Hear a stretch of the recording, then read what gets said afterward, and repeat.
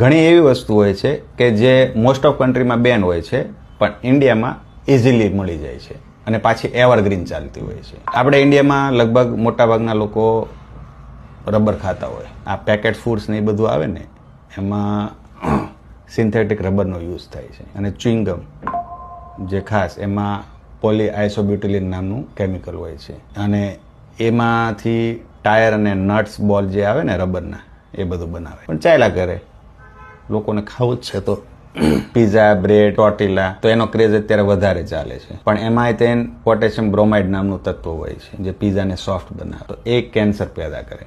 પછી લોકો એમ કહેતા હોય કે ભાઈ આને કેન્સર આવ્યું, આને ગાંઠ થઈ છે, આટલી નાની ઉંમરમાંથી ક્યાંથી આવ્યું. અત્યારે આઈસ્ક્રીમનો જે ક્રેઝ ચાલે છે એમાંય તેને કેરાજીનમ નામનું સીવીડ એક્સટ્રેક્ટ હોય. એ જે આઈસ્ક્રીમ છે ને થીક બનાવે, કે દૂધના ને એના નથી બનતા અત્યારે. અને બીજી વસ્તુ, ચીઝ અને યોગર્ટ કેટલું આમ શાઇનિંગ વ્હાઇટ દેખાય, એમાં ટાઇટેનિયમ ડાયોક્સાઇડ હોય. એટલે ઈચ એન્ડ એવરી જગ્યાએ કેમિકલ જ, બીજું કાંઈ નહીં. અને જે ચીઝ અને યોગર્ટમાં જે કેમિકલ નાખે ને એમાંથી પેન્ટ બનાવે.